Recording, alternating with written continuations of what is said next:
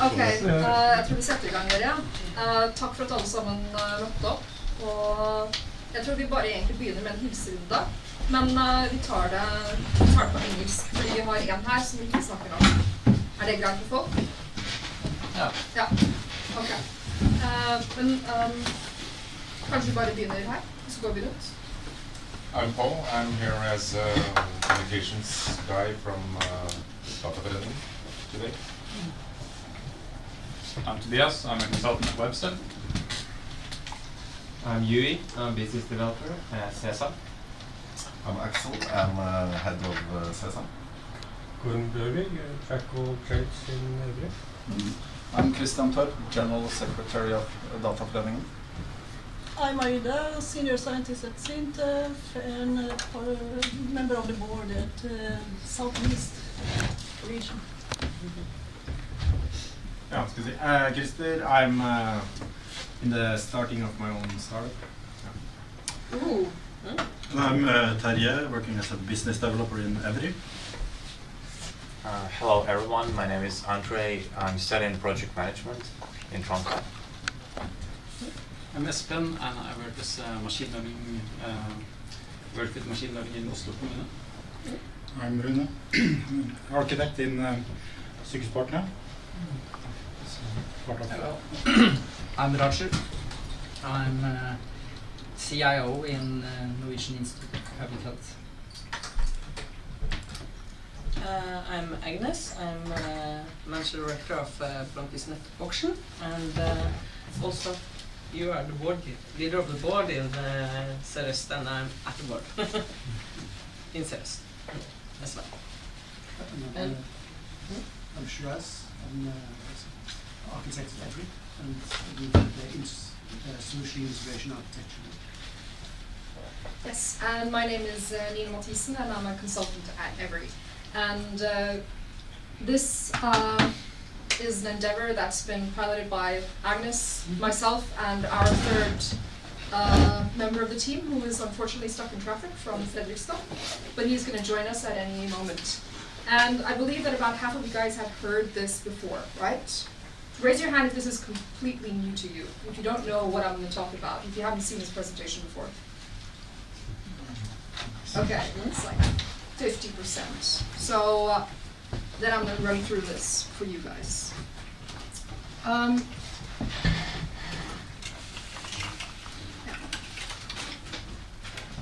Basically, personal data management is a philosophy and an approach to how we want to organize personal data and how we want to drive innovation related to personal data management in the future of GDPR and other regulations that are coming. And as we see that platform economics are just growing in force, we believe that we have an opportunity to, inform policy in a positive way, so that this will happen in a way that benefits everyone. And we also see that, things can go several ways now. And GDPR is, in a sense, the seed that is allowing many of these things to happen. So many of companies that you guys may be working at and other places in Norway are thinking that, oh shit, GDPR, oh my god, this is such a drag. But we think that GDPR actually opens up these opportunities. And we want to, form a body of knowledge, we want to inform policy, and we want to create events and interest around personal data management and platform economics in general that we see are emerging around these things. So this is something Francis has been promoting in Dataforeningen for 2 years, and I have been promoting in Every and at the University of Oslo also for 1.5 years. To really explain where many of the people in the world see this dilemma right now, you see on the one hand, people view big data as a threat. And I think that you have to be pretty blind to not see that there are some dangerous aspects to the way data is being collected and organized about you. However, those who work within the business sphere, they view GDPR as a threat that's going to kill their business. And the people, the scholars who work with GDPR, they think GDPR is just, a tiny bulwark against the big threat of big data that is coming. So either way, these two forces view each other as the enemy. And, Maybe it has to be that way, maybe it doesn't. It really depends on the actions and the choices that we make now. Because with the approach that we're going to illustrate here, which is a global movement and body of ideas for how these two trends can actually work together and help each other. However, seeing that big data and analytics and GDPR and privacy work together, that's sometimes may require a bit of a stretch of imagination, mainly because we're not used to owning our data, and we're not used to the thought that if we own our data, if we're able to distribute that data to other actors who want to create value, maybe that could actually boost the economy and boost businesses in a way that we haven't quite seen before. And yet this idea is also, hey Francis, gaining traction. And you see that this business model is being picked up by different businesses in Norway and outside of Norway, although they may not use this exact name. BCG estimated that the value of personal data is estimated to about €1 trillion in 2020. And unfortunately, this value is not distributed equally. This is a very famous picture I'm sure every one of you guys have seen, and I think this is just such a beautiful metaphor, because oil is, only a few companies can mine oil, and when oil spills, then, it's everywhere and it destroys everything. When there are data leaks, the consequences are quite dire. And at the same time, oil drives the economy, or it did. Now someone would argue that's data. And yet, to really show how this is such an unequal, uneven playing field today, what we usually see is that these are the businesses that use data in different ways. And they're unable to communicate with each other. Why is that? That's because they lack a centralized platform from which to organize themselves. This API ecosystem, you need to set up an agreement with another company that wants to create value, and that may take time, and it's cumbersome. And therefore you see that more and more users and companies are drifting towards the aggregator model. Francis? Hi. What was that example from the public sector where there was these three companies that worked together after talking together for 3 years, and it took a long time? It was Brønnøysund. Oh, that's the national, so Brønnøysund Altens samtykke. Yeah. Well, it took 2 years to get approved by Norway tax, but it took just 2 months to get the platform organized to do that. The question was, how do you share data that is legislated, hjemlet data? Yeah. Datadeling of them. And that's such so that was a problem of, so it was more a computational law problem than technical problem. But it took 2 to 3 years. Yeah, and that really illustrates the problem, that when you don't have a centralized platform for data exchange, these things take time. You need to build trust with the other company, and you need to set up an agreement. Whereas the way things are working today, we allow these companies here to organize our personal information. And it's not just practical for us, it's also practical for all of these other companies who want to use this platform to gain your information, not necessarily to steal it, although Facebook allows them to steal it. They actually want to give you a service in return. So conceivably, this model can be used for good if we are the ones who are able to control this platform in the middle. Of course, we're not able to do that today, but that's where the mydata philosophy comes in, where the user controls their data in the center of this platform and is able to determine who gets data, is able to draw data back, to withdraw consent, and in fact for new types of services to emerge which are able to use data in new ways, which has been previously not been a possibility. So here we just see a few of the different startups that are actually working with this within Europe. And last week I was in Trondheim and I talked to a startup there that was actually working with making their own personal data management system for marketing information. And I'm not sure they're connected to us from the streaming. I hope they are, because it would be really cool to hear what they have to say later. But maybe they aren't. In any case, you see an emerging market. And you also see that actors, which aren't listed here, but big traditional actors are also participating in this kind of platform economic thinking. A prime example is VIPS in Norway. The way they are making XID and helping you manage your consents really shows that they're seeing the value in this. So whether or not they're using the term personal data management, this is a way of organizing data that is gaining more and more traction and that we need to have an opinion on. So here you see the different hubs in Europe. And, you know, we're Norwegians, we have a high level of trust in society. This means that this is, you know, these kinds of platforms could really take off here because people want to control their data, they want to exchange data for services. And we have a lower need for control. We're not necessarily scared of using these new platforms. So, just to summarize, up till now, Francis has been promoting this in DND. I've been promoting this in academia. And Francis also reached out to the mydata organization and gotten their full support. And really, what we want to do now is discuss, okay, what can we do together? Do we have any common visions or goals? And how can we organize this into activities? Do we need a fagnettverk as we are in order to build ideas and aims? Is it necessary? What need is there? So this is just the introduction. And I think that maybe now we had planned to have a short introduction of everyone, which we've already had. But Francis, do you think we should have a more in-depth discussion now about where we come from and what our interest is in this topic? I don't think so. I think we've set the stage, and I think if we just do a quick recap, or rather, I think you've done the recap. If you can if people could just do a quick introduction, who they are, what their interests are. We can at least set the tone. We did before you arrived, so but do you want us to do it again? Oh, if you have done it, then yeah. But not the three last person that arrived, so maybe you can just say a few. So I'm Francis de Silva, been with the Norwegian Computer Society for some time. I've been working with so I work at Akando, my day job, and I've been promoting this approach for some time now, 2 years to be precise.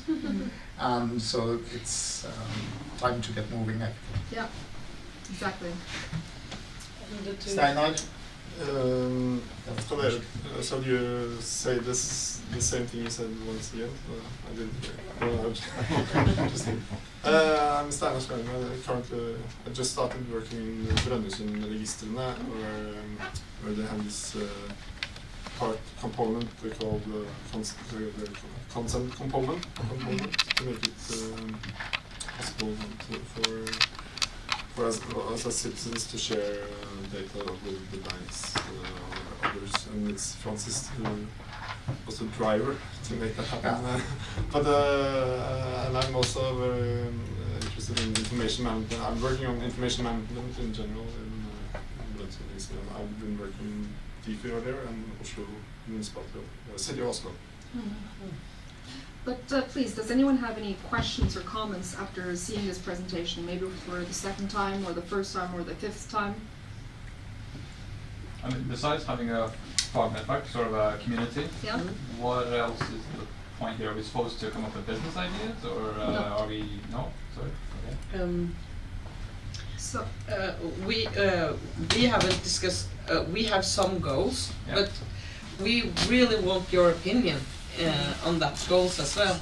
Okay. So instead of we sitting here and say, yes, this is what we're going to do and this is not what we're going to do, I think it's very important that we discuss it. But actually, it's more about knowledge than it's about concrete, development, I think. But I think that interoperability is, for example, a very important issue.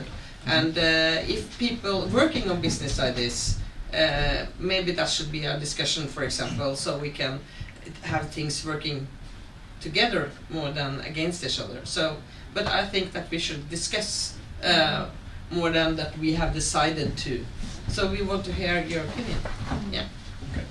Does because we are an independent organization. We don't have business interests, so this is something that other companies are definitely going to build some variant of this in the future. And it's not our job to make that prototype. It's not our job to make that initial proof of concept. So could I just, Yeah? sorry, I don't know what was said before, but Axel is here with a company that's doing part of that, and he's been part of the network earlier. The point is actually discussing in an open context where we meet as peers across different topics. Because the ultimate goal is to create a common understanding, so businesses get a head start in actually doing this.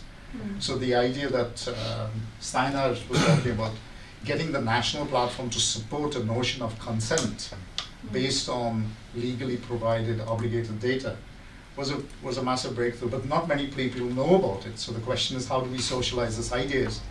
And then what are the business opportunities, and can we get Norwegian businesses to be able to rethink and create solutions? I have a tiny reflection. Yeah. So to me, I've also been working with this for many years, and I see a split between working with requirements and those things and the possibilities in a sense, and they are two very those discussions. It might make sense to separate them, to kind of have some people talk about it, because somebody like myself, I'm very about the possibilities of competing about how to do the technology, and there are other side of it is like all the legal stuff. We all do GDPR now, but also kind of helping the policymakers to do good decisions. So like we are right now working with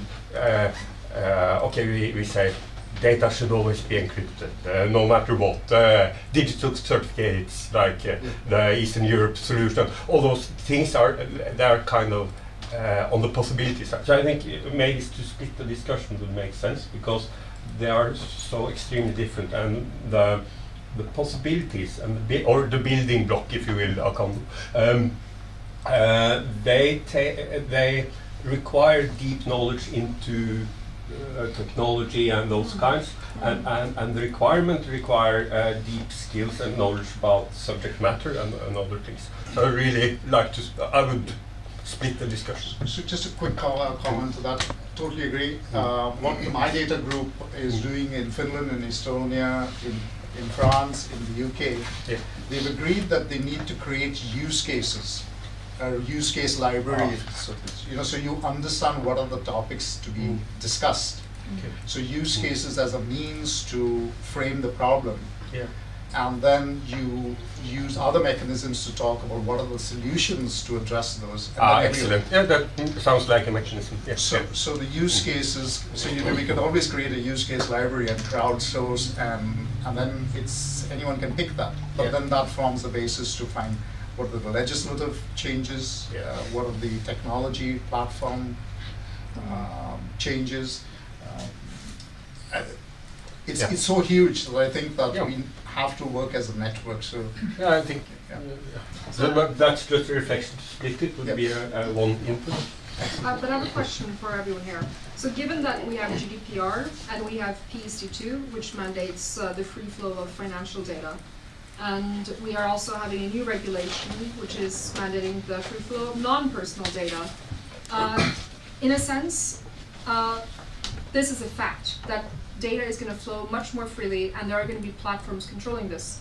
And my question to you guys is, what do you want Dataforeningen to represent here? What do you want Dataforeningen to do for the Norwegian society, for Norwegian businesses, that isn't already being done? What role must Dataforeningen take here? Yes? Sorry. If you study the rationale behind GDPR and the related regulations, you immediately see that the digital economy, the fostering of the digital economy, is part of the motivation, major part of the motivation. So GDPR would be the first step, and now the question is what does it, what does compliance with the GDPR actually open for? What does it mean? What opportunities is it opening? What does it take to actually take out the revenue, the values out of it? So I guess we should think through this question: what does it really mean in practice? What does it take? What does it take to succeed in this, right? And also, so in my opinion, our goals should be several-fold. We should both work on the technology level, but also on the awareness level as well. On the what? Awareness of the population, of the citizens. Awareness. So I think what we've seen is that there are two approaches. So from the Data Forenings perspective, being a neutral organization, but all the same a professional organization, we need to create an understanding of what the opportunities and possibilities are. So managing that balance. So Data Forenings collects competitors, clients, vendors in a neutral setting. And that's the strength. Yep. So the question is, how do you create awareness? How do you build knowledge? How do you actually push political forces and the civil service to make decisions that can actually understand these benefits? Because personally, I don't think they understand it. No, that's, yeah. Wait, Paul first and then Tobias. I'm sitting here with this question: whose side are we on? Because GDPR, as I understand it, it's like now the individual owns their data. Facebook, Google, and all of these people, they lose a bit of control. Let's see how we can make money on this data. There's something about the attitude that it's about. Is it about business, or is it about strengthening the individual's rights to their data and protecting people from business? And I'm sort of putting it in a very black and white context here, but it's right. Yeah, so my background was originally in social science, and I used to do research on the financial reforms that came after the 2007 financial crisis, and I see a repeating pattern here, which is well illustrated with the oil platforms earlier, that you have a few companies which have a tremendous influence and control on the capital itself, which in this case is obviously data, and you have the trust problem again, right?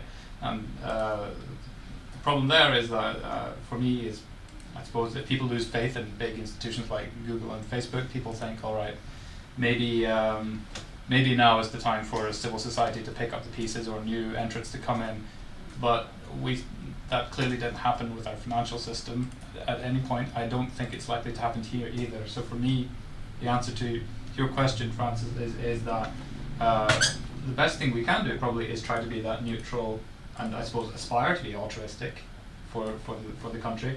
And if it's going to be industry neutral, I guess what we could try and do is sort of facilitate what kind of forum or meeting ground could you bring both civil society groups, but also smaller as well as bigger businesses, knowledge into an arena where civil servants and politicians have to pay attention, because they're going to be lobbied anyway. And they already are indirectly. I mean, Google is already the biggest lobbyist in Washington.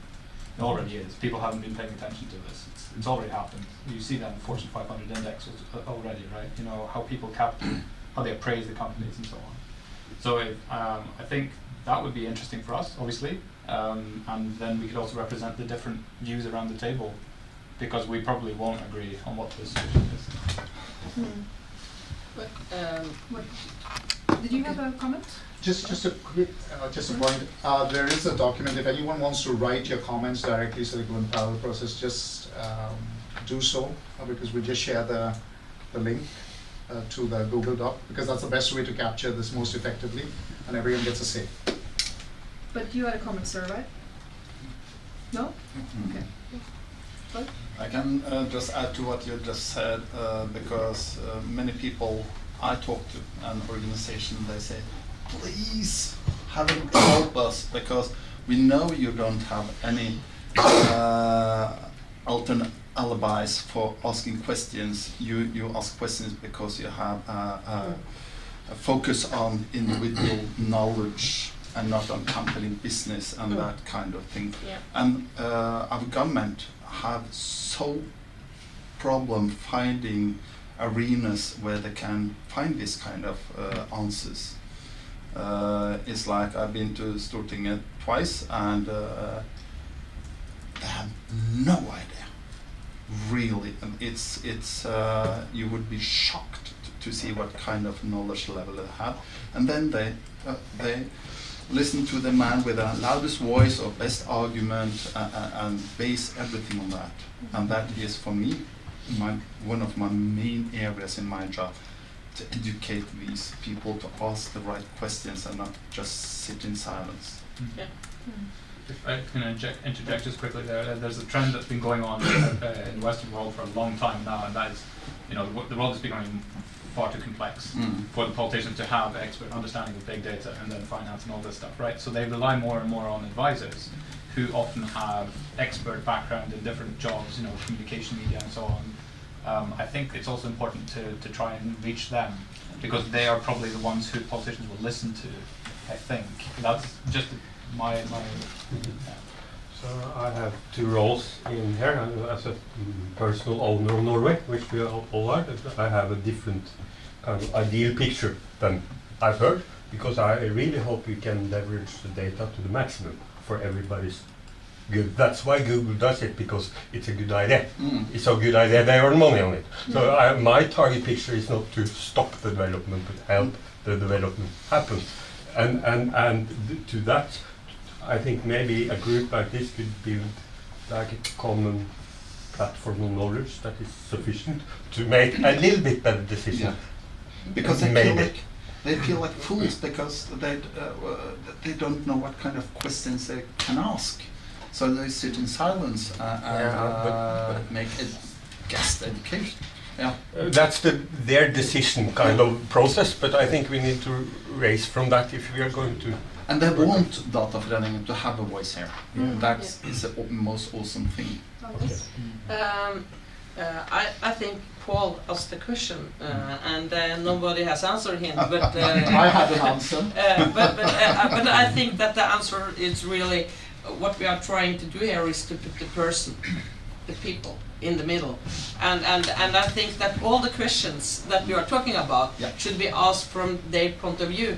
If I was a person, what is my need? What should the solutions be if I should control my own data? So we should put ourselves from and see everything from the person side, from the people, and then ask all the questions. And I think it's so important to ask all the questions. And as you said, what's the requirements? And we should ask that. What does it require to make this happen? Actually. And one thing is here in Norway. Another thing is that we are part of a very global world, and and I know that the standardization in Europe and also internationally has started working with this, because that's a huge part of it. Is that the standards are working here. So I think that what we really have to do is to ask ourselves what is going on, what is happening other places, and that's a very huge part of the knowledge that we need to find, but also to share, because sharing knowledge is really one of the fundamental thing of a network like this. You, sir, and then you. Yeah, I just have these, I don't know, maybe is naive, but it's like a thing, like if you have a person, mydata in the middle, it will be something I will look at with GDPR and your rights. More like, investment of your money. It's usually you never did that before. The bank did it. Now you can go in with your VPS account and you have all the solutions, like you can invest in this, and your pension, you can actually invest in high risk, low risk. It's more like the awareness of me as a user. It used to be somebody else did it for me, and your data, somebody else, Facebook, Google did that for you for some services. Now we just try to change it, like this is your data. What do you want to do? I want to give it to Google. It's good, but then you choose to give it to Google. And if we can make people aware of, like, this is what you have, what do you want to do with it? For me, it would be nice. It's very interesting to hear, and I asked a little bit the same question for myself, like Paul here, because I have a quite a different approach, because I work in the health region, Southeastern health region, and what we is trying to achieve is to give the data back to the person Where do you work? to Basin Yeah. in Sykehuspartner. Yeah. It's a part of Southeast Health Region. So, because we should deliver data to helsenorge.no, or like a platform where I as a person can go and see my data. But today we don't share the data between the institution, the private sector, or in the health. So I would like to take my data with me and go to the next doctor, or have to decide. Lease them decide. out. Yeah, at least. I work with trying to that, but it's very hard because of all the regulation and all the stuff around. So if we could help to find a way to make a platform or something like vendors can make some solution on top of that, so I can take that over, take control of my data. The reason I asked this initial was a kind of sense that this room, if someone from the outside, the man in the gata, the man in the middle, came in here, would he see a bunch of white knights or a bunch of white sharks?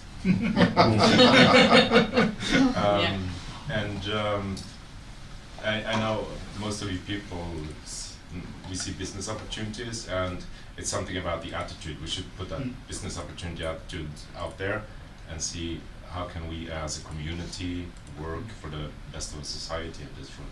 That is very, very important as an sort of establishing moment in this group of people. So could I just answer your question? And the answer is not yes or no. It's not black and white, and it's not either or. Because if you put the person at the center of your, or what some people call a patient-centric or a customer-centric. So learning from what the mydata movement did, they said, let's talk about the human-centric, because they want to dissociate the specific role. When you're a patient, you're in one interaction. When you're a traveler, you're another interaction. But the point is having a human-centric approach, and then looking at the point that you make, I didn't get your name, but the point you made about someone providing those services that Rune was asking for. And that's where you see the business opportunity, and then it's government's job, in my opinion, to frame set the policies and create the incentives so that that happens.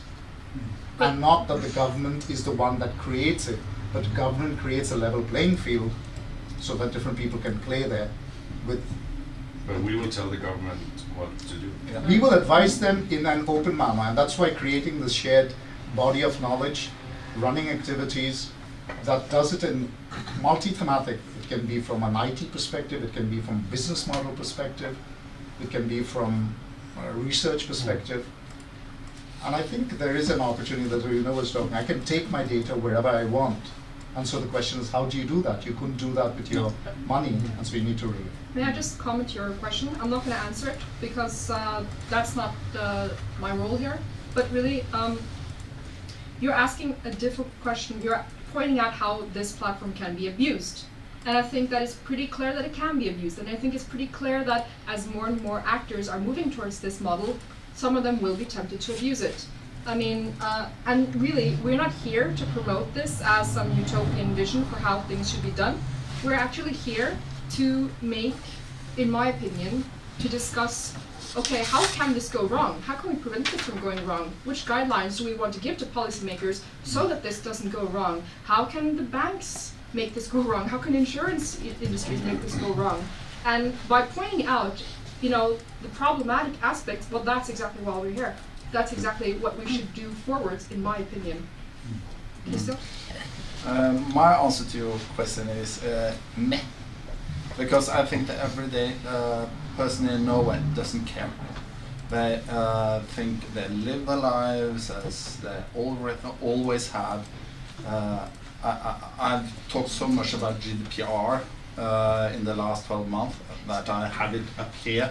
And I find new things and new opportunities in this new law, and with the EU Privacy Act in addition. But the everyday man doesn't care. I was called up by NRK yesterday because it was a huge poll published on Friday. When it came, they asked questions about American people's awareness when it came to their own data and social media.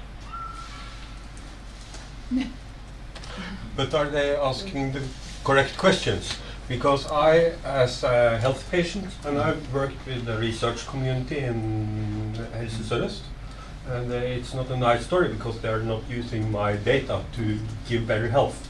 So I really care about that because it's cost lives every year. So like if you ask about GDPR, maybe that's might be the wrong question. Yeah, because you want it just to work. Yeah. Some years ago, I was a part of a forum called PKI Forum. That was first driven by the government or the ministry, and the discussion there was first: should we develop a public solution that everyone is using? But it ended up in bank ID and different sort of ID solutions, of course. Bad for that. And we discussed the requirements, okay? And we also discussed problems with standards and a lot of other topics. And after a while, the ministry didn't want to have this forum anymore, and they delivered it over to another organization called eForum. And that had this forum for quite a long while, and I know because I was the leader of that. What I say is this is very much the same. It's very much the same, different sort of people we need into the forum that attended then, and it's the same way of discussing and develop knowledge and develop requirements and to ask questions. And I think that we can go back and look at the history of that forum because it was quite long, and see, can we learn anything from that we did before, because it's some of the same questions. And then we maybe can, step out of some of the tracks that we did at that time, and maybe go ahead and do.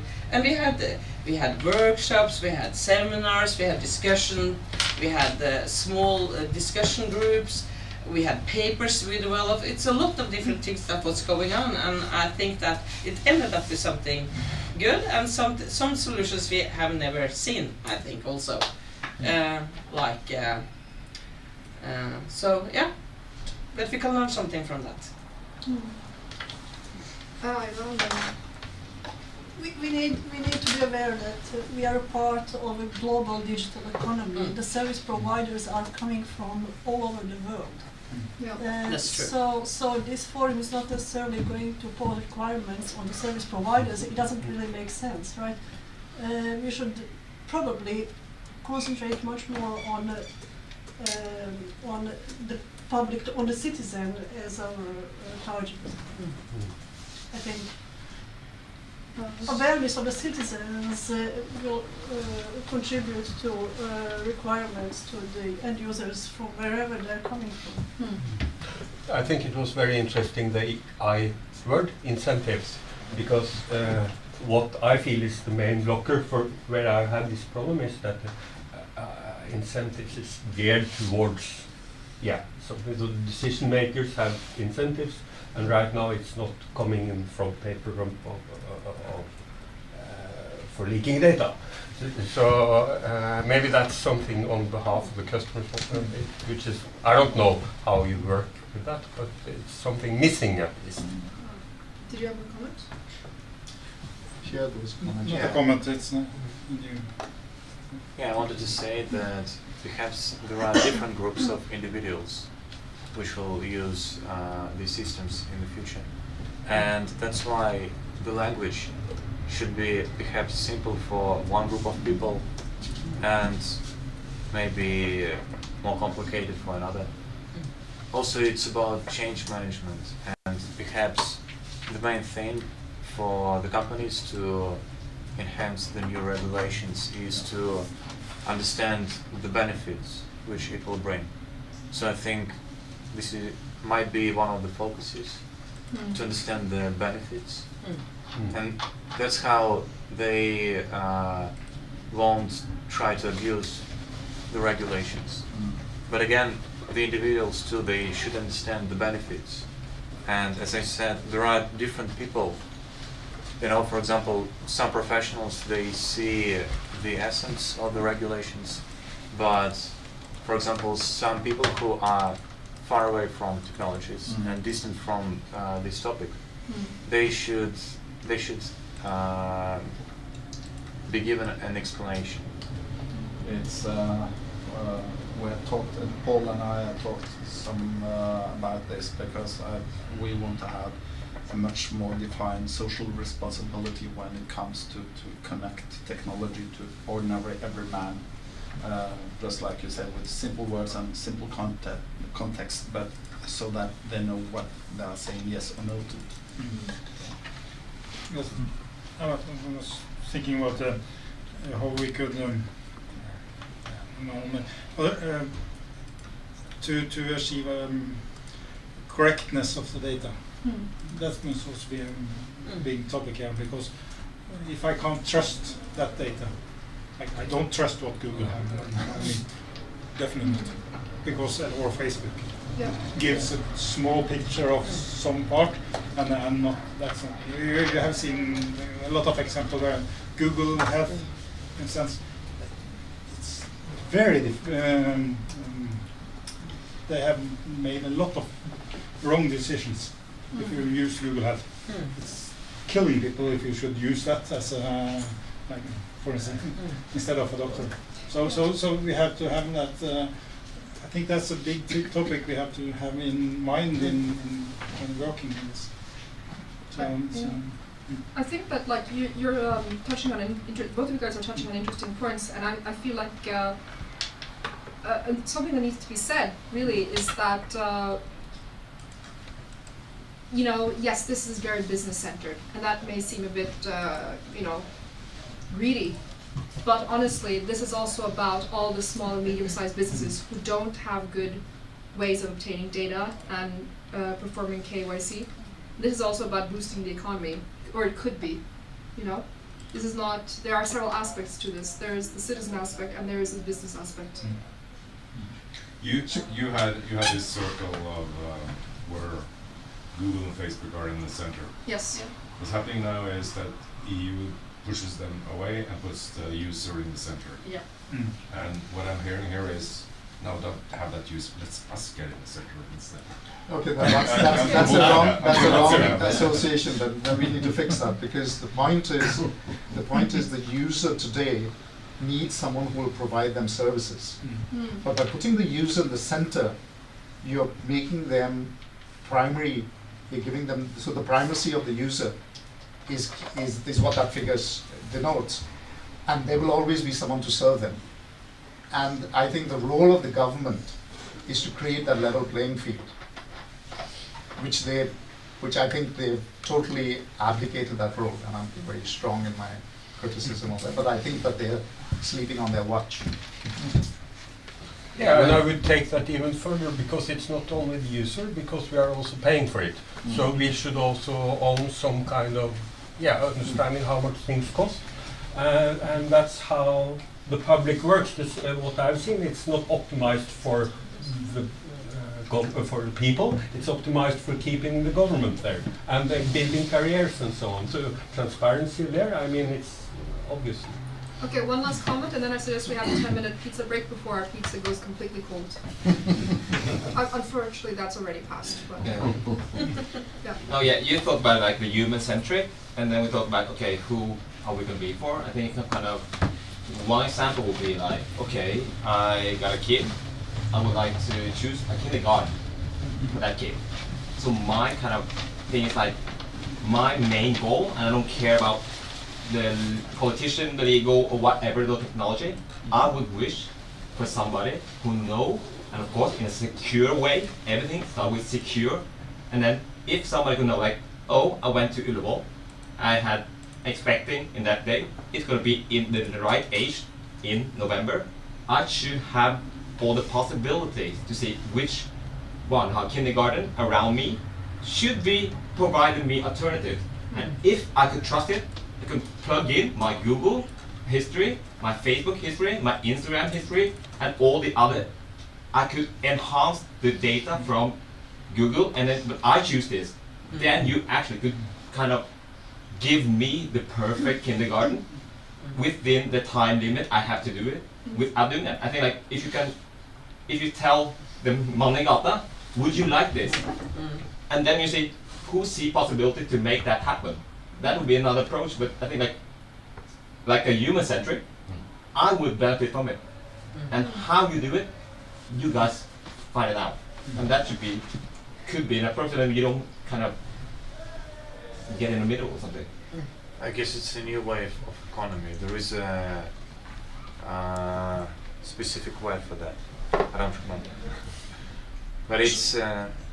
There was an article on that specifically when someone wrote an article, an article in the New York Times about in 2008, asking Mark Zuckerberg, "Where's my part of my payment?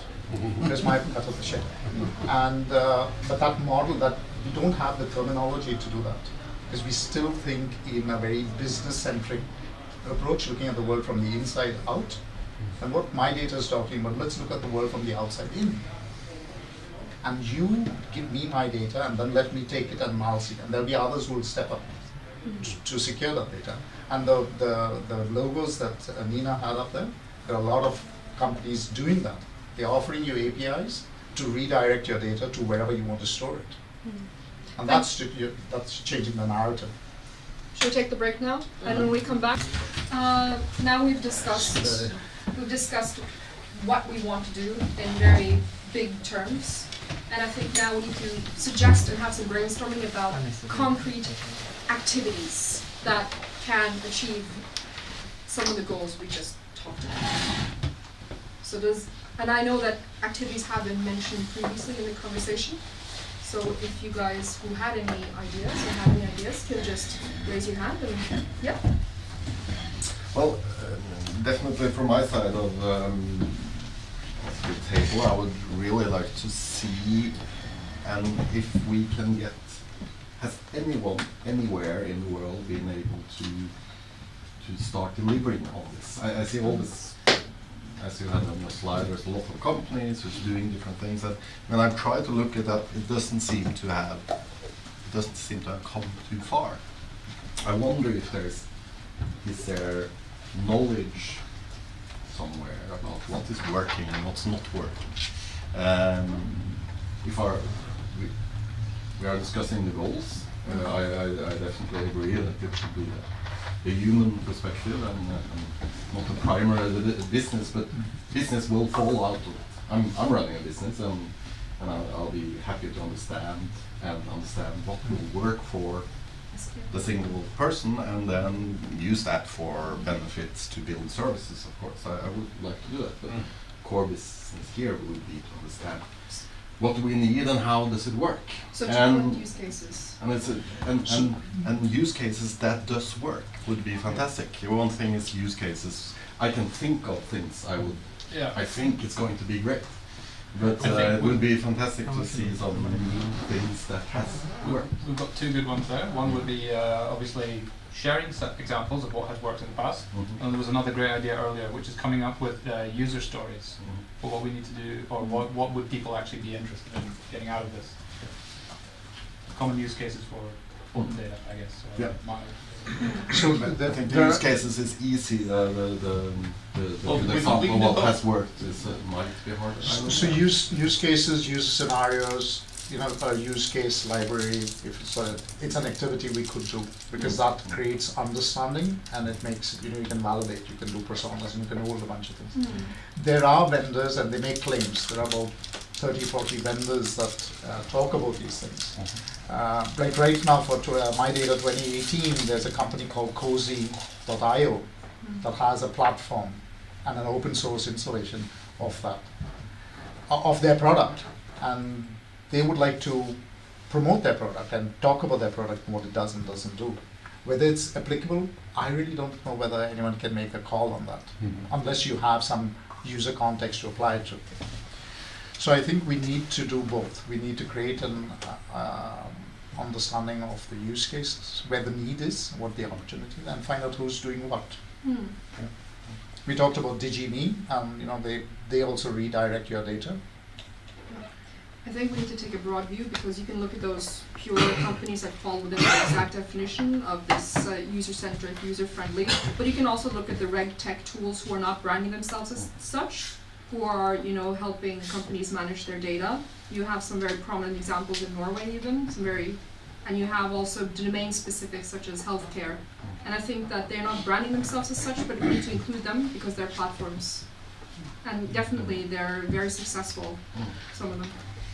And as a consultant, I would say that as an architect, I think that the blueprints has had effect, and we have been for several of those customer partners. And I think from my side, is just to get the blueprint out will help the customer in a little bit. I don't know, but you have delivered with success for Hafslund.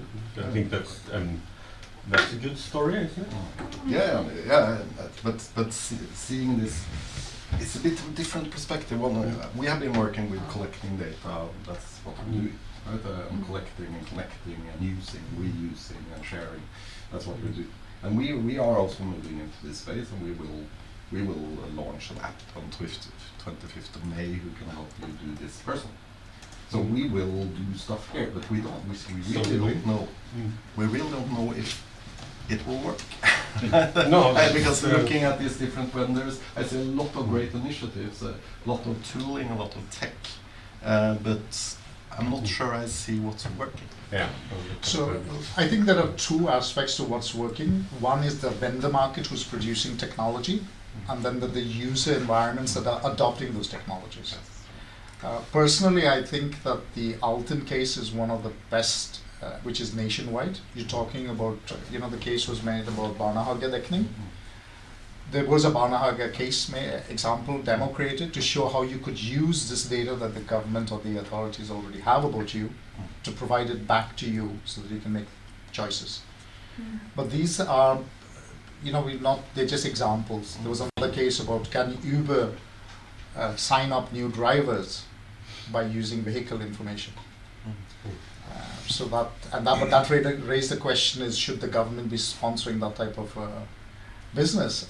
The answer was no, probably not. But why couldn't Oslo Taxi have done that? Right? Or Nagobi. So you can table the question in different ways. But that's a valid point. So you had a suggestion earlier, I remember. Yes, you. Forum? Yeah. Or meeting place? Yeah. Oh yeah. Well, yeah, that could be everything from our website where people can share, what they think about stuff, both for public interest but also for decision makers. But maybe we also need something internally for sharing. I mean, I see this doc developing here. Yeah, so this is open. If you would like to add to it, please let us know, because I didn't speak me out. We send out the link to everybody here, and then you can go in and you can add them if you see that things that you said are missing, or that you can include it, okay? Because in that way we have all more information on collection. So, but if you want this, you can share that. Send me an email. If you want it right now, access right now. But I'd like you to elaborate on your idea. A forum or a meeting place form. Okay, let's remove us from the equation here, us in the room. But for whom? Yeah. Okay. Initially, it was to inform decision makers better, politicians and bureaucrats. And then I thought, in order to level the playing field, you bring both, the big players, Google, Facebook, but also the smaller organizations and the civil society actors who have special interest in here. Maybe I will call for them. I mean, you want to bring in these actors that have brought us to this point, so that they meet. I mean, they do occasionally, but maybe also in a transparent way, so that citizens can see this. Because for me, the goal is to build up trust again. For the people who have lost it completely, I don't know if it can be rebuilt, but maybe also to build up familiarity with the fact that this is how society is changing now. This is how your loan is figured out. This is how your mortgage works now. It's no longer a person with a very rudimentary calculator figuring out what you're going to do for the next 30 years. Now it's going at the speed of light, and these are the people. Yeah. Meeting. A question is to all of you is, who do you want to see as a part of this network, and how should we get them here? How should we be able to? have the right people in the forum. The Datatilsynet. Yeah, Datatilsynet. First on our list. Yeah. Okay. Well, politicians. Or Yeah, politicians. Yes. Other institutions. Somebody with an ethical backbone. It's very difficult, but Yeah. for legal, Yeah, legal, ethical, health, it's yeah. like regional ethical committee. So Mm. I don't some. That was mutually exclusive from the two that have just Mm. been. Exactly my point. Some people not going down after this life. Other suggestions? Yeah. I'm most familiar with public sector, and I know the DFI, the agency from Yeah. they Yeah. are working on how to modernize the regulations for increasing data sharing. Yeah. But I don't think they are looking into this as an alternative or a means of doing it. So they should be. They should be. Yeah. And yeah, they're different. You have a lot of organization. Could be. You have the some EHEalth and now some FIA or for this project of data sharing, platform for data sharing. Yeah. FIA. Yeah. The Felles infrastruktur. Ja, ett eller annat. I'll find it later.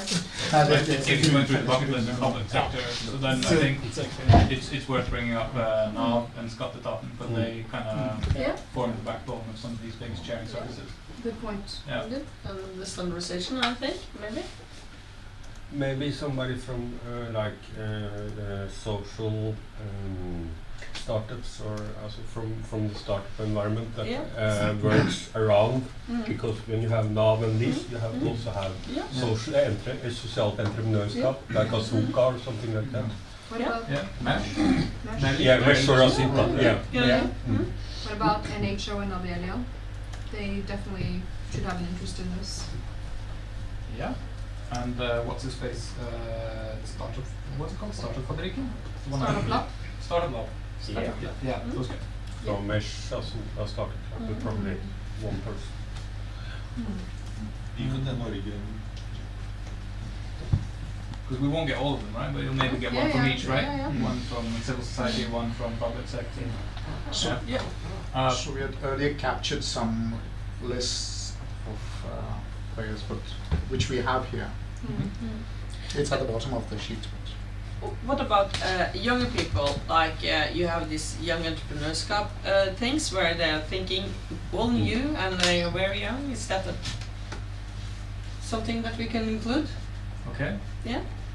What do you think Can about that? Can you give an example? What are It's actually quite young people. It's schools where they are doing startup businesses and these things like that, where they have this entrepreneurship way of thinking, and they're learning it from a very early point of view. And I think that could be very interesting to have very young people in and to discuss with them their view on this, because I think they are the future. So maybe that could be some. Something it's NSO and those are driving this together with the schools. Okay. So if you scroll below, those are the ones that we captured earlier. Incubators, accelerators. Yeah, this is what we had prepared beforehand. Yeah. But that's there's a large overlap, so that's obviously a good sign. Okay. Yeah. I think if we get even more specific now, because we have roughly half an hour. So we're going to meet again. We want to have regular meetings. I think we set aside 1.5, so we have 1.5 hour, but we don't have to use all that time. Well, we have half an hour more, right? Oh, I thought the meeting was till 8, but anyway. Okay. Right. Please continue. My point is rather, how do we wish to organize ourselves? Do we wish to have plan towards one big meeting where we group these people together and make them talk on this issue, introduce this issue to some of these actors you guys just mentioned? Do we want to have regular meetings up until then where we discuss this in take this step by step? Do we want to do both? Do you guys have any ideas for how we should organize ourselves? So, as a political scientist, I think how do we manipulate politicians as much as possible? One way to do that, because if you had like an annual conference with this, that would be great fun, but then half a year later, something big happens and they don't have a say. So what about having something that moves? So we could take regular inputs from different parts of this network, so that they could give input to current affairs as they happen, because there will be bigger data leaks in the future, or maybe smaller ones, hopefully, and things like this. And maybe we could have regular input from them, so it's a thing that's always available as a resource. From whom? It doesn't have to be a big, splash. It needs to be continuous. Sorry, from these actors, if we can get regular inputs. It would sort of be like asking, the top lawyers, when a new law comes out, what do they think is going to come out of this? This could sort of be a way to have hearings in a way. Yeah. You have different topics, and then you send out and you ask people what do you think about that. So you have a sort of hearings about different sort of things. And you represent different components of society. So that's there was a topic earlier on the agenda about what activities that data filling do, and one of the things that we've talked about earlier but never gotten around to doing is having a type of a folkemøte, type of where you present something and you have a discussion with some experts, and they, you create an understanding. Other types of activities would be, a meetup where you meet up and you discuss one specific topic.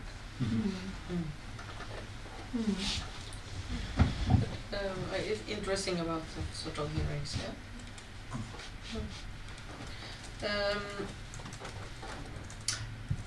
if like meetings like this, when we are able to include different sort of players, it will be maybe huge to sit everyone around the table. It's you can divide it maybe up in difficult topics, and you meet and discuss. It could be the same day, but different sort of rooms. It can be organized in different sort of ways. Do you have any thoughts about how we should arrange things? And do you have any preferences? Yeah. I think one important thing is to be have different backgrounds, come from different perspectives in the same room. Yeah. I think that's very important if we should achieve something new.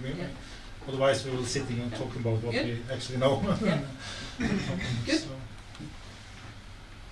That's sort of the essence of this, I think. So, different interests. So that's if we. Fine. Yeah.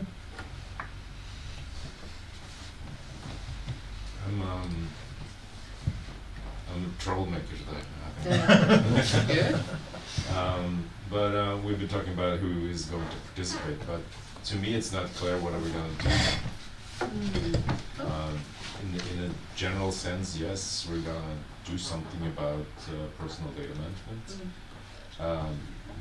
What are if we were going to make a parade going down Karl Johan, what would the main banner be? What would stand there? What are we fighting for? Datorn är fri.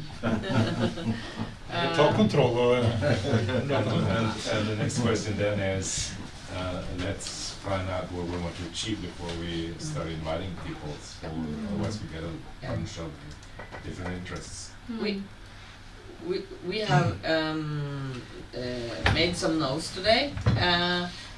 Wait, there's one comment before we launch into our ideas. Maybe we should hear that. No. Okay. Sorry. Just go on. Sorry. Yeah. There's Skatteetaten or the Finansdepartementet. There's a hearing out now about the regulations relating to the sharing of information from Skatteetaten. Yep. And it's the initiative is based on some sharing about company information. But in this hearing, they also discussed the general question about sharing information in public sector and with people outside the public sector. And I think they are kind of laying out principles and a general way of making it a framework for sharing data. the discussion related to that hearing will kind of set the standard, I guess, for many years in the Norwegian public sector. So writing a hearing, a reply to that hearing could be one activity. Very good. Because then we'd probably have to agree ourselves what we mean. Yeah, that's very good. And Francis, you said Slipknot on the free, but aren't they already free now? We were talking about what's going to happen with them now. Sorry. Yeah. I think that we had a discussion earlier today, and you had said a lot of different things where we have wrote down these things under the goals for this network. And we should, of course, discuss, is this the right goals? What is actually the goals that we are going to achieve in short terms and in longer terms, of course. I think that it's been said things about making requirements. You said something about hearings, that what is actually the meaning of this group when it comes to especially requirements. And I think that what we should do now is when we have been talking about a little about activities and what we can do, and then I think we should go back and define the goals. I think that's important. Very important. Yeah. So I think that we need to do that today. So we have a common way of thinking of this network. Totally. Okay, not to throw another spanner in there, but how do we decide? Do we vote, or do we have another way of doing this? Well, I think we have to propose something, and you guys have to agree or disagree, maybe. Okay. And if you are disagree, you know you can have a different way of thinking. I think we should discuss it, and then we just need to do what most of the people here. So could I just suggest? Or we discuss it further if we can't agree now. The way things, work in dataförening is if you want to run an activity that you think that has merit, you're free to do that. You'll get support to do that through service control. We can do that, but you have to be very focused on what the activity is, what the duration is, who are the people you're going to work with. And so what it means is you bring together other people who want to be part of that organizing committee. So Steiner's hearings, it also. That could be, who wants to comment on that? And that activity is a very specific activity. Those who want to join. There'll be support in the form of, getting your voice heard towards Skatteetaten, so that you're not just an individual, but you're going through the dataförening. And then it's up to you to gather people who are interested in that. And that's various different ways you can do that. You can post it on Slack, you can post it on the other option is if you want to organize a breakfast meeting to just create awareness as to what is XYZ. You can do that as well. So the whole idea is if you have activities that you would like to do, then we can try to socialize that idea so that people come together. I also think that the network don't have to have one goal. It can have different sort of goals, so that you can rely to one of them and to be a part of the activities that are relevant in that perspective, and others can relate to other goals and be a part of that. Not everybody is going to, find themselves in every goal, but maybe we can have so many goals that people feel that they are covered in a way. I was wondering, is there anything around the bærekraftsmålene or something that is already done, which we can anchor this into? Because it doesn't really make sense to find our new outcomes, because it's been so much work. So if we start with bærekraftsmålet, FN's, so we will find something or not. This doesn't really make sense, does it? So we should be able to indirectly or directly. I don't know them by heart because I'm not that good a person, but somebody else. But I have a suggestion, because I think I'm listening to what you guys are saying, and I think I can pull this together into a single aim and goal, or a set of aims and goals that fit together from what you guys have said. So the first thing you guys have mentioned is that we need a body of knowledge, that we need to sort of collect information, that's what's happening internationally, use cases, what are other countries doing, and to a certain extent best practices. So that this information is available to policymakers, is available to startups, it's available to businesses who don't understand this. The second thing I've heard, and building on this, because this is the backbone, this is our, this body of knowledge is our legitimacy in a sense. It's our, what's that word I'm looking for? Well, legitimacy will do. The second point is that you create events to create awareness for citizens, for businesses, for policymakers, because they don't have awareness. Just lots and lots of events so people understand this. But that's also not enough, because at some point, you know, some companies are going to start doing this, and they're going to be able to sort of set the tone. They're going to get attention, and we're not. So what the third thing that we need to do, from what I hear you guys say, is that we need to also inform policy and have an opinion on what we think is the right and the wrong thing to do things. So based on our knowledge, based on our interactions with many different actors, we also inform policy. We also have an opinion on what is right and wrong. And furthermore, that my suggestion is that this is not personal data management, personal information management system. These are terms nobody has heard about. We talk about the platforms, we talk about sharing economy, and also personal data, of course, but that we lift our gaze a little bit. And I think that that's sort of a summary of what has been said here. And now feel free to attack it and change it and like modify it. But does this sound like a coherent aim, these three aims? Or does it sound wrong? Please. I think it sounds very good as a mechanism to achieve something. And it's not clear what is the outcome in a sense. And definitely it's not our outcome. We don't really have an incentive. We are maybe social being, I don't know why we're here, but there should be some defined outcome for somebody at the end of any activity.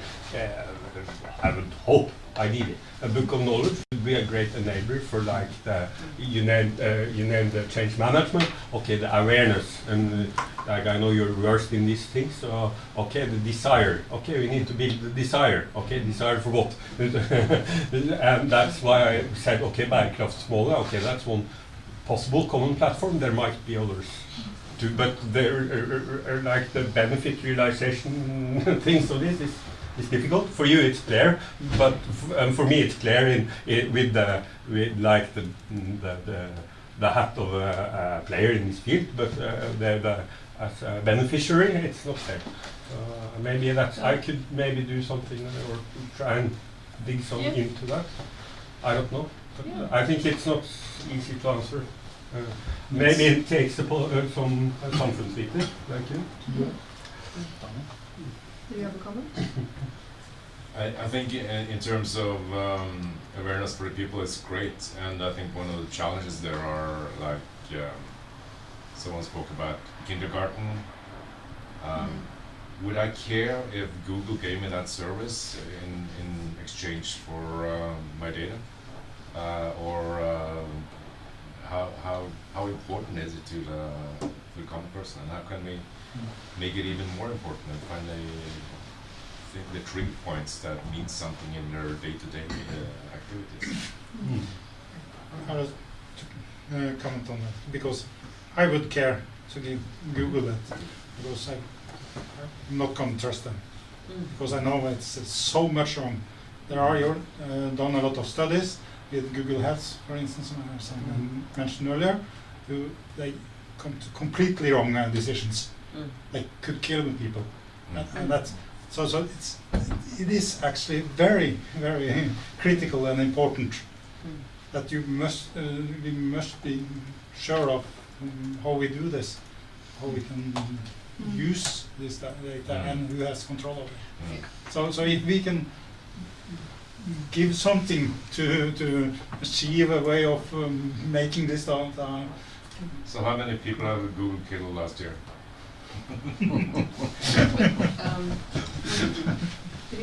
Yeah, just a comment, and this is kind of as I spoke about a bit earlier also who really cares and how do we make them care? Because that's I think that's a part of what you're asking. How do we inform people? How can we get people to care and get the government to care? And I think we're sitting here and we know data is very important and we know that it can do a lot of good or a lot of bad things. But the man in the street, do they know? Do they care? And how do we make them care? Because that's the last part is what I'm wondering about. It's a bit strange to me. You see, what you just spoke about, Facebook, they don't. In US, they still trust Facebook just as well. So that's a valid point. So that raises the question: who's the custodian? Who's the trusted institution that could do that? And that's where the role of public service agencies come in. So myndighetsutøvelse, forvaltningen is one part, and then you have the hospitals who are fixing people. They are different part. So they need to regulate the way things work. So I think just creating awareness around this. This is just my opinion, but it's shared by many people. So if you could socialize that thinking, then you could ask the question: would that data? So why couldn't the municipality do the same thing with the data that you're willing to give to get that service you want? And then it's an unmet need. So you go to someone who's good, and so people don't care. They go with whoever takes away their pain. You have something that called green nudge. It's like you have a nudge that takes people to make green choices or make choices that you can go more green. Like, for example, smaller plates at the hotel, so you take less food on your plate, so they throw less food. And maybe we should could make some nudge in the way of you care of your own data. So maybe we should have this nudge way of thinking. How could we give you a little, nudge to do something to care about your data? And that could be interesting way of thinking, because that's something people understand. If you make it easy for them to take choices. Yeah, and I also wanted to mention maybe the concept of lean could be useful here to reduce wastes in information, because companies want to make sure that data which is delivered to them is applicable to create value. And also people, if they control this information, probably they will be interested in make it reliable, because if you own this, you should make sure that it's of high quality. So perhaps there is a need from the business side to get the right data to transfer it into the value. And there are people who will create this data or give a chance to other companies produce data which is relevant to the business needs. So I'm talking about the lean concept here.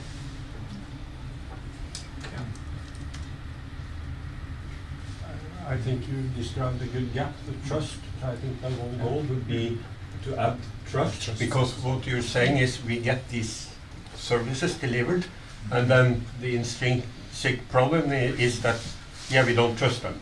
So but you could go all the way and say, it's a government problem, but probably you have another solution. We have, maybe there are other solutions, I don't know, but a goal in itself. I don't want to get too ambitious with the goal. I definitely think we should critique, we should give a public opinion, publicly accessible, great, maybe even try and get some media attention too, by all means. I would also like to see us raise awareness a little bit, but with my background, I don't think long term we will succeed at raising awareness about people's own data. It needs to be more tangible than that, right? I think it's when we talk about these use cases, that's when we see people become more interested. So how does this affect my healthcare? Or how does this affect, like you were talking about, your financial well-being, your future? But that's something everyone feels a relationship to. It's the reason people make the choices they do. They think about offspring and all of this. It's hardwired in. So we need to make it tangible. For every person. That's the interesting part. And maybe that's where we can be a bit different, because since a lot of my experience is private sector, I still have a lot of distrust to public sector when I hear about what people in NAV have been doing with data. So maybe having an independent body that isn't government or private sector is the right forum for that. Doesn't have to be the loudest voice in the room, but it's an alternative, I guess. And it might be enough to create measurements. Yeah. The measurement of trust is always a starting point. Yeah, and even if we were just the point, exactly where things get circulated. Yeah, that's good. Yeah. Yeah. So what I'm hearing are two things. I'm hearing this use case, which I define as a facet of a body of knowledge. It's gathering information. We need more information as a group. We need to collect this stuff and build up a library. Not a huge library, but we need to at least have some cases. And then I also hear we need to create awareness, which is maybe a little bit less defined than your use case, which is, in my mind, or you also said it, but sharply defined. So, okay, building on that, we want use cases. Agreed. What else do we want to do? Yeah. I'm going back to what's at stake here, and I think in some way the welfare state is at stake, isn't it? Because the alternative to schooling, to healthcare, to a lot of public services are threatened by the owners of big data. So in terms of getting the masses to wake up, it's fighting for the welfare state, I think. So in one way, I assume that Google and Facebook and all those people, they have this great, they're very far ahead of what Oslo Kommune can do in terms of machine learning and AI and all that. So there are two ways to convince the authorities to invest X billion NOK in welfare startups. And the other one would be to force the big data corporations to open up their ecosystems. Should probably be, I think that's a good one. I think also the regulation question is relevant. It's been brought up before. Should some of these companies be broken up? Because these are very large monopolies, basically. That's what they are. I mean, Google basically has no competition on search advertising revenue on search engines. Facebook doesn't have much competition in social media. And so what you get then is a democratic deficit, because these create rent-seeking economies where everyone else is just renting access to something. They gather all gains, it's not being distributed. That's what causes, I guess, these issues. And it's not clear, I don't know if we'll all agree on how to solve that, but that problem probably should be discussed, and maybe the different solutions. Yeah. So if I could come with an observation based on what you said, Norway has invested a lot in public sector infrastructures. I've had the opportunity to work with Altinn, and it's 15 years old, but it was one of the first transaction-based platforms used by public sector. Before Amazon came with their pay-per-use and so on. The question is, how do you interpret the common good and velferdssamfunn, velferdsstat, in the context of technology platforms? And the answer to my mind is that the state is actually rigged to govern such platforms. But do they recognize what is needed to make that transition? I mean, that's just one perspective. If you look at it, we have institutional trust of a high level. So how do we make that visible so that they actually are facilitators to businesses to remove waste, to accelerate? Yeah, and I think trust is the first step towards relationships, right? So what's my relationship with the state? What's my personal relationship with the state? Yeah, that's something built over time. Right now, I trust Facebook and Google. Wasn't the best idea, maybe, but that's what I do. And this trust needs to be built into all these systems. So I think trust is a good measure, but it should be measured, because I can find my own definition of it, but probably some social scientists should say something about this. Maybe somebody that understands this should mean something. But let's try to solve some very concrete problems here. Yeah. I think the first concrete problem is what are we going to call ourselves? Because we can discuss trust and the role of government later. We need to figure out who are we, what are we called, and what do we want to do. So what are we called? Is personal data management right for us? Is it maybe a bit difficult? Does it have to be in English? No, it doesn't have to be in English. Det kan være på norsk. There's a few suggestions. I mean, we could call ourselves mydata, mydata. We could call ourselves, of course, personal data management. And as I suggested, we could call ourselves a group on platform economics. There are several possibilities here, but I think it needs to be short. And it needs to be, of course, memorable. Well, if we call it mydata, would it need to be part of the... No.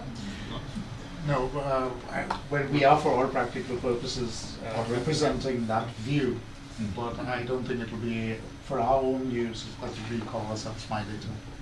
Or mydata. We are syndicated with them and we need to figure out how that will work, but they are an active network. They are they're wide and they are open. I think, personally, I think that, what we call, I think we could call as XYZ for now, and just define the trusted XYZ. But I think what we do will be a testimony of what the name is, rather than what the name is.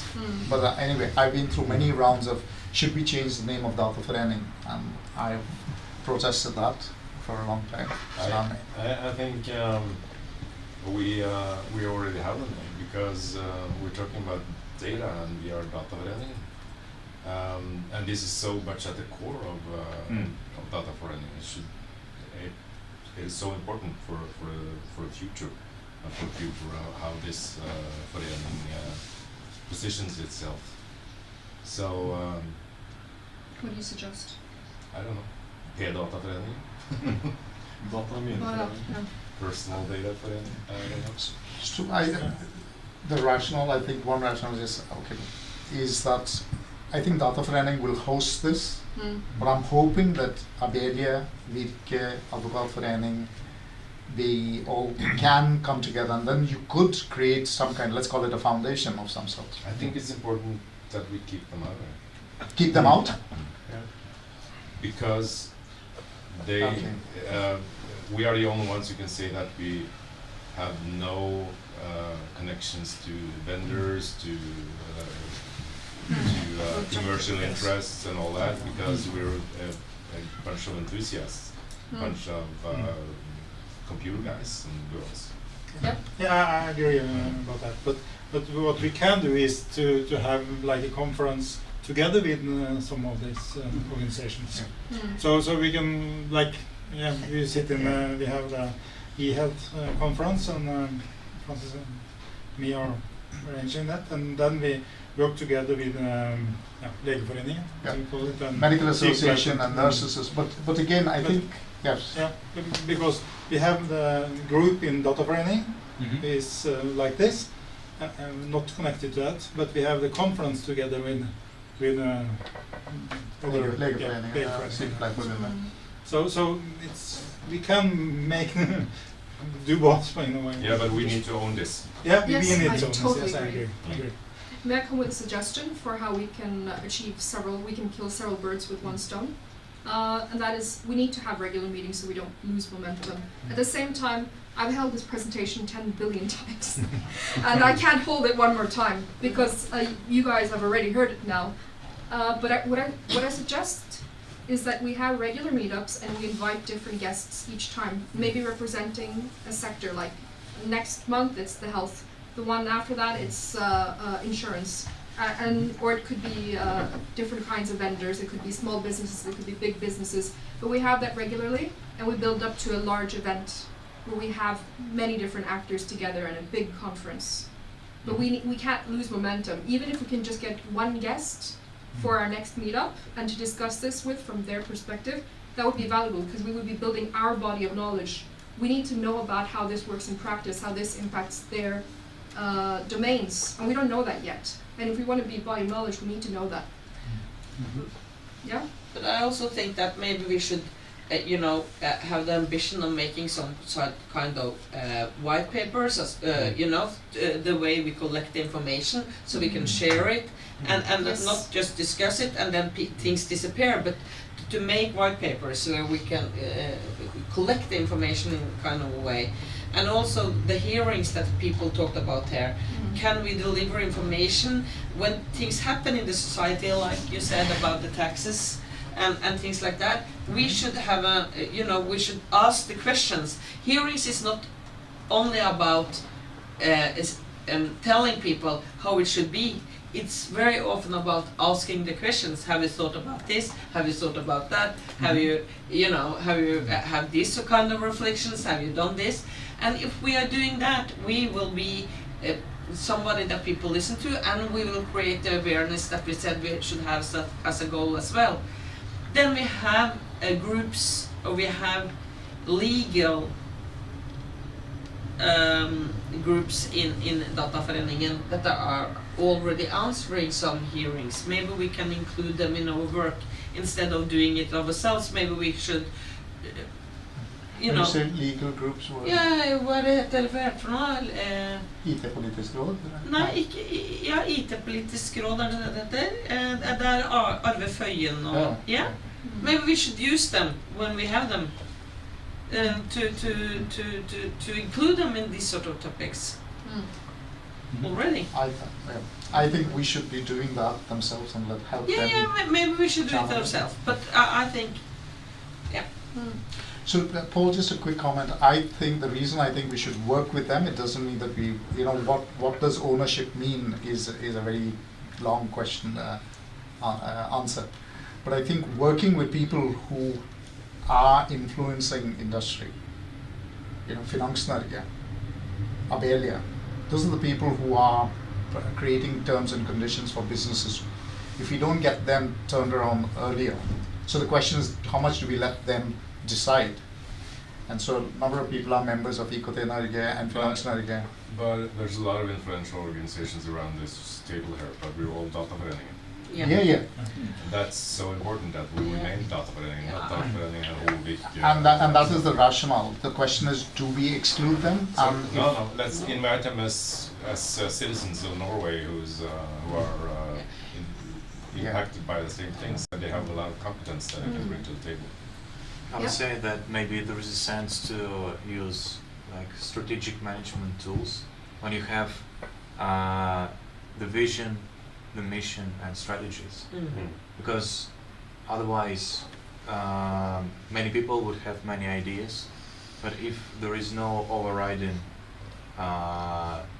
set of goals or like the mission, people will get lost in all these ideas, and then all the activities won't be aligned to the one mission, I would say. What do you think? I think that in the long run we need to have a mission and a vision. However, I think that there are some activities we can probably all agree that we could start without having, set in stone the mission and the vision, because in a certain sense we need to get started on this. We need to get going if we want to have a voice here. And we are all collected here, and I sense that there's a lot of excitement about this. But if we spend 2 weeks now making a mission statement, my fear is that we're going to fall off the bandwagon. So my suggestion is that we actually start with something tangible, and we can work on defining the exact mission statement a little bit later. What do you guys think? Maybe a midpoint would be to at least define some drivers.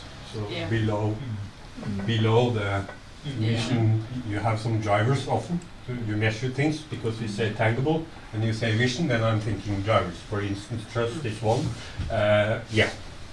But no, we had talked a lot, and we have written a little down, and we have agreed that we have some objectives, maybe we should now agree on another meeting, and then you know, everybody reads through what we have discussed, and then we come together, and maybe then we can narrow it down a little, or make the statement, because I think it's very hard to sit here now. It's a lot of words in the room, and it's easier to agree on another meeting point and then get a little step further, because I think actually to have a little meeting plan and then go step by step a little further on and have topics for each meeting that we want to, you know, discuss, then this will come together.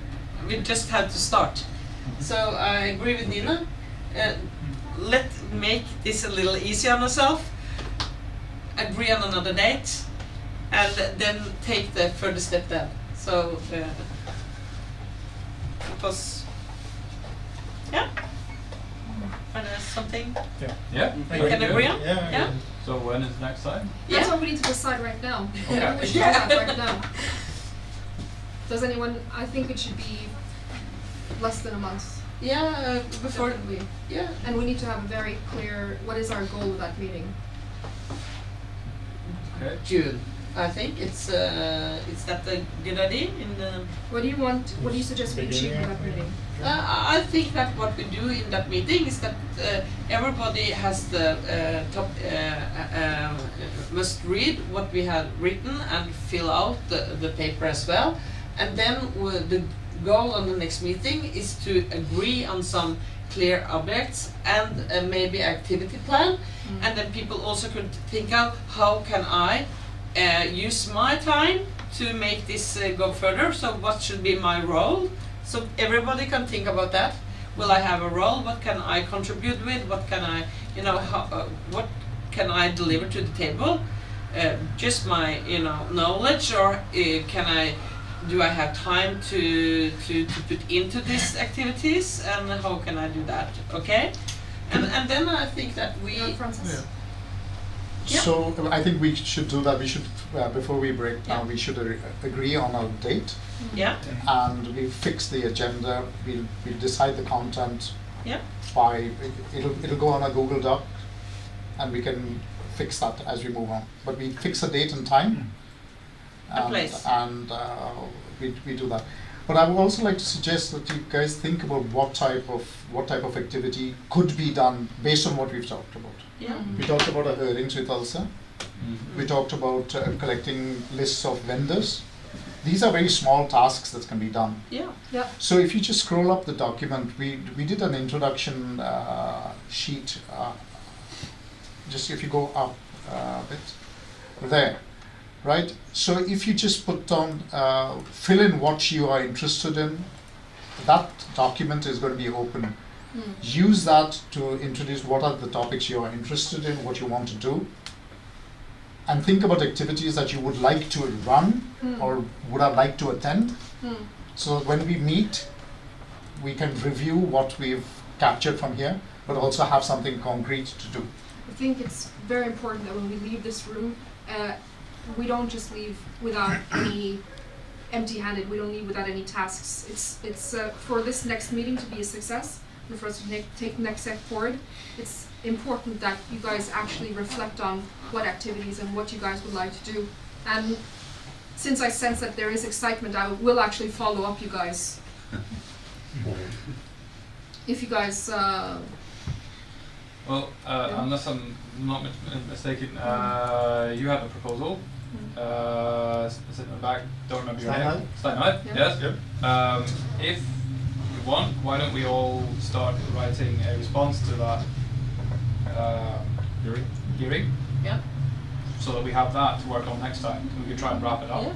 Or we can even try and wrap it up before we get there, but you know, that can be something to do on our way home in addition to this. Yeah. Good idea. And then I guess you want us to start pillaging our networks for people who might be interested in coming to speak to us. Yeah. Definitely. So Which date was Yeah, let's find a date.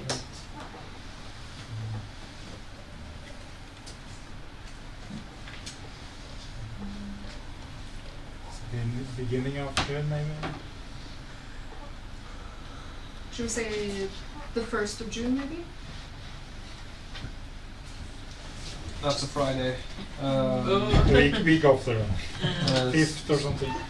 4th, 5th. Something like that, maybe.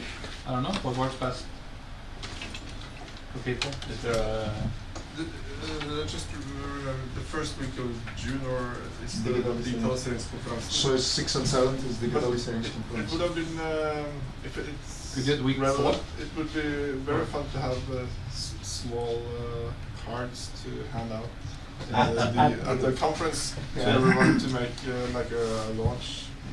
So could we meet on the week before? Is that what you're saying then? Yeah. Is that The possible? Last week of May? 31st. 31st. It's a Thursday. 31st of May. Yeah. Not for me, but Is I there- I'm at HIMSS. Oh, Week Barcelona. before. Barcelona. But if we want to have cards for the digitaliseringskonferanse, then we need to sort of make a lot of decisions. Until then, we need to know a name. I suggest that we all try and join the Slack group and maybe discuss a little bit among ourselves. I'll send out the invite to the Slack group, Hmm. and if anyone has problems, just connect with, because I've created a channel there, and you'll meet a whole bunch of other interesting people who are as nerdy as we are. And intense and And passionate. intense. Yeah. Did we have a date? No, we didn't. It's not Monday 28th. We don't necessarily have to. If we can make these cards National or Council. something. Sorry? Sorry. Oslo meeting on the 28th. 31st? It's the day after every consulent course. So 31st. We might not. You might not be sober. It's always. That's never stopped anyone. When did the But hearing first, okay. date, what's that? It's 20th of June, I think, or 26th. Yeah, so Okay, so the 4th of June, is that a possibility? Yeah. 4th of June? Yep. Yeah? okay, 4th of June.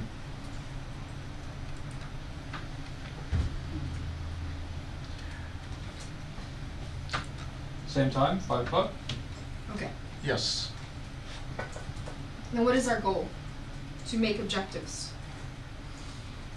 To confirm objectives. To confirm We objectives. need to send out the objective. We just discussed objectives, so I think we need to confirm formålsparagraf.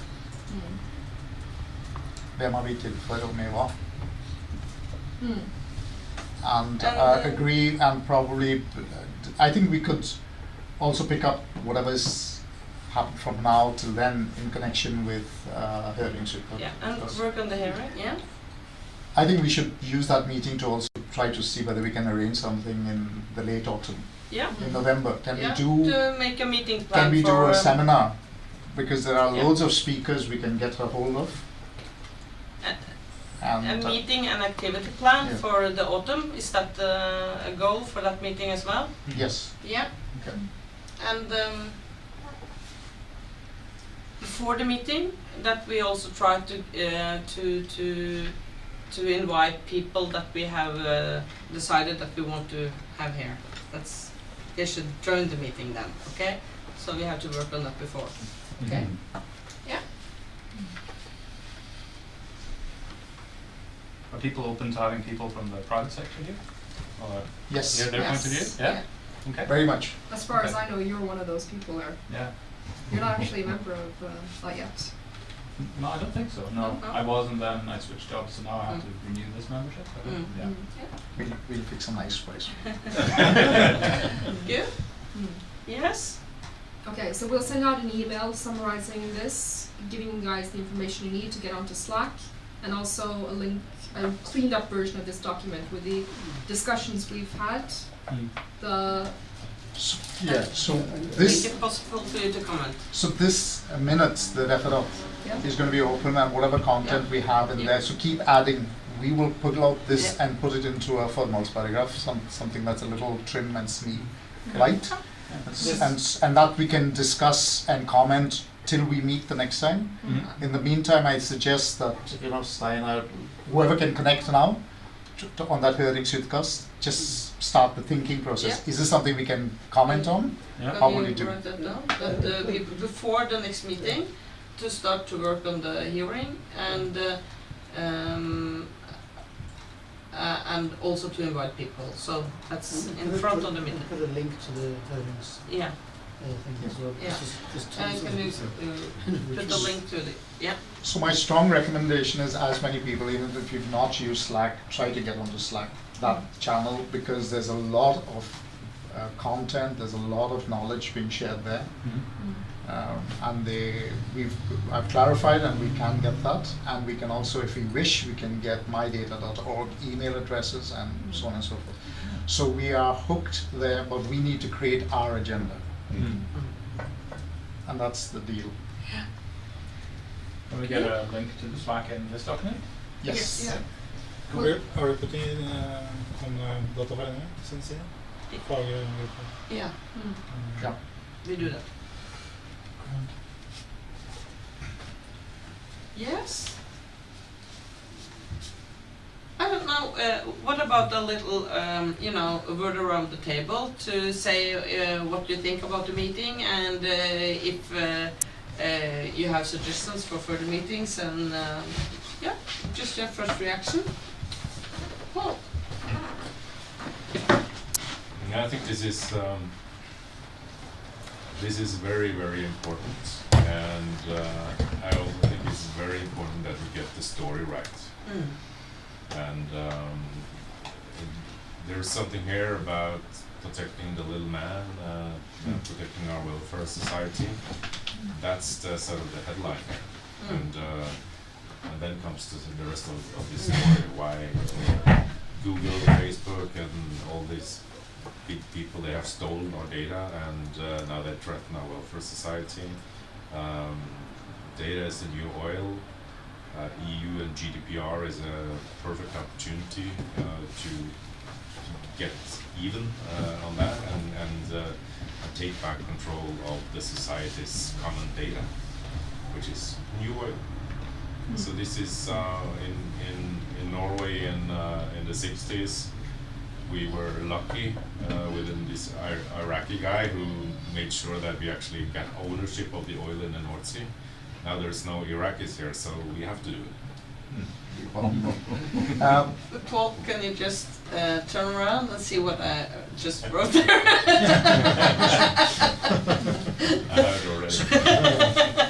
So the story of, on that, the story of Jens Evensen, as creating the policy that allowed foreign oil operators to practice there, but to share seismic data. This is lost on many people. And that type of policy making is what is required to understand this type of oil. Yeah, that's how we get this on the society's agenda, and politicians' heads and hearts, and in the public. So you say? Yeah, I guess you laid a great foundation for this. To me, this is about not letting people believe that there's a separate digital commons. There's no such thing. This is the commons as well. All of this is the commons. So, and we're one of the luckiest societies in the world. We're so damn affluent that companies like Google come to us and they ask for permission to run cities, in North Norway and Tromsø and Trondheim, and walk in. Let's have an answer to that. Let's pool that. Let's have a constructive way of engaging dialogue with big companies and small ones. I think that would be good. And I guess I like this because I've been feeling there's been lack of a civil society voice in here. The government's got a voice, the private sector's got a voice. Don't hear civil society anymore. Yeah, it's been a lot to digest in this short time frame here. I think something you said, I think, about something about the policy. Because I think we are human and the citizens are human, so they really don't care about the high level, what's in it for me.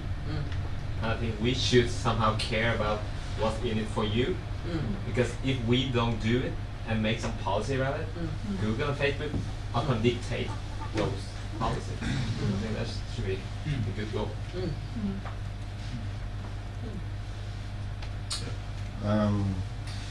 Been worrying about this for a very long time. I've seen Datatilsynet being helpless in what's happening, and when GDPR came along, I think that's a possibility. It gives a possibility for us to get some power back. But I haven't. I was expecting a lot, much more of this from kind of the society, from the operatives, and from the public in general. And I'm a bit worried about that. I really would like to be active in trying to make this better, and I think it's probably a long road. And I think that Föreningen is a good place to do this, and hopefully we can get some traction around. And I will work in as many channels as I can, both with my business, with my as a person, and as a part of this. So I think this sounds good. I'd like to participate if I can. I'd like to help as well, and I know that if this is the new oil, this is not like a zero-sum game. It's the more we use it, the more it is. So I don't really care about Google and Facebook, what we do.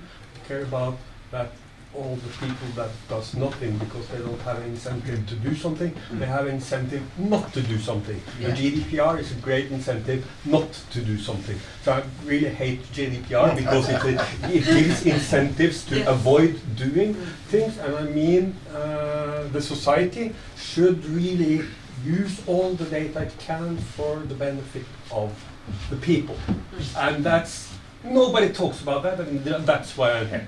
That's really, I want to have a platform to talk about that. I don't care about Facebook and Google. I care about why don't anybody do anything except like compliance stuff. I mean, it really disgusts me. This way of thinking. I can feel it. More on this later.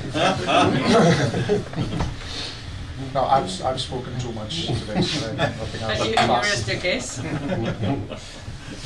I'm working on use case for data, since I tried to find any solutions where I could actually use my data to do some good in the world.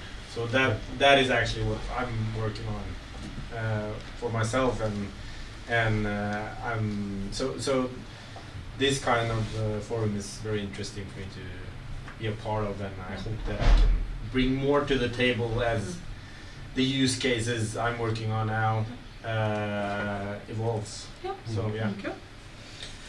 Okay, I like Paul's statement about protecting the welfare state, or the Nordic model, or whatever we call it. But it's also about transparency in also for public sector, because there's a lot of protection inside the public sector. So just opening up and let both the private and the public sector work together under these terms. I think that's important from my point of view. So I continue. I really agree that this is a question about maintaining the necessary trust to have a public sector that is for the benefit of us all, and if we lose that, everyone loses, also the businesses and us as citizens. And I think about the GDPR, I think it's become like a goal in itself to be compliant with the GDPR, but the GDPR should be a way of increasing the privacy and the trust around our data. So I think there's a large possibility to show how we should interpret the GDPR in order to get the best for us as citizens. And instead of discussing all the compliance issues, we should be demonstrating how giving the citizens control over their own data is actually more privacy than that's the way of giving users. That's what privacy is. It's stated in the preamble in the GDPR, but it's not made explicit in. I think we need to interpret it alongside the control.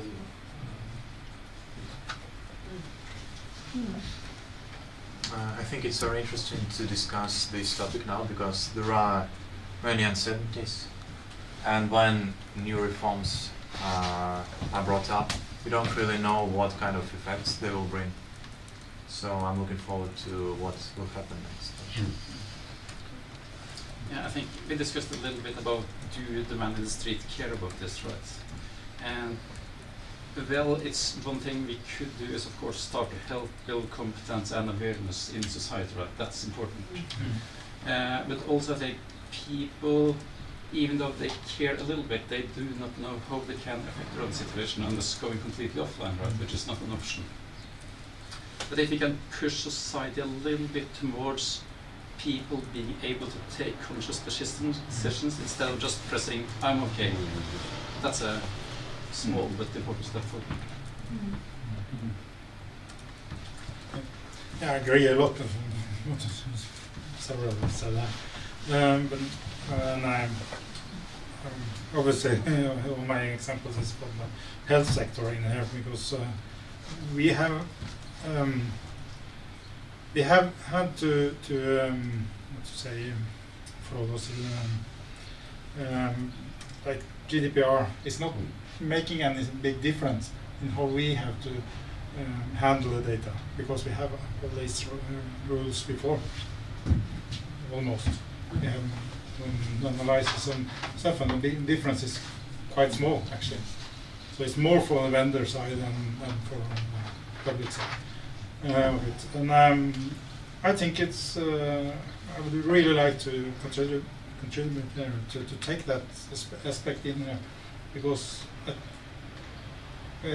in many cases we say that the health sector is way behind in ICT, and we are not using all the tools we should have used, but that's part of that reason for that is actually because of all the regulations and all that we have to handle all the time, and it makes things so difficult and so on. So if we can use this area to educate, to inform, to make a platform for possibilities, and then the vendor can come and make the solution on top of that. So you know, yeah. Yes. Yeah. The good thing about being almost last is everybody said everything. So, no, but just one thing is just that we should do something, not just sit and talk. We should actually produce something. So I think that comment on the høringsutkast would be a very good thing. Yeah. That we could do that, and also that also builds a bit of structure. So if we start there. There was an initiative, similar to that, to comment open source standards many years. Delta for Them was very active in that, but it came so fast that you couldn't really address it. And now I think that maybe you'll have different perspectives. Someone will talk about business models, and someone will talk about regulatory requirements. So if you just start. I think it's been so fun because people have been so active and been a lot of things, you have delivered. So I'm so grateful that you came and that you shared, that you have your opinions, and I think you have a lot on the paper, and I think it's a way forward, and I like all that. Yeah. I have nothing to add which hasn't already been said. But I have a question. Was there anyone who met up here who didn't sign up except for you, I guess? Because I'd just like to be able to contact you again and keep in touch. So, but every one of you guys signed up, actually. At the top of that one, if you go up, even though you have, I think it could be a good idea to add phone numbers and emails address here. So it's easier for us to contact you. Who else is missing? How do you insert? Me. I don't think so. Insert. So when you have the link, you can put it on yourself. Okay? Og så, nei, bare det I, og så det din, D, INH. INH? Dimitri.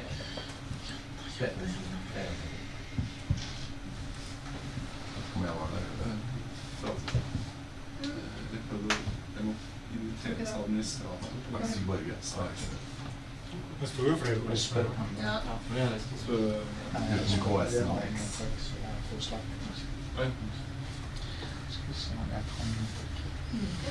Yeah. Alright. Yeah. So, are you guys up for beers? And you're up for beers. Yeah, I always am. Okay, thank you for joining us. Thank you for running it.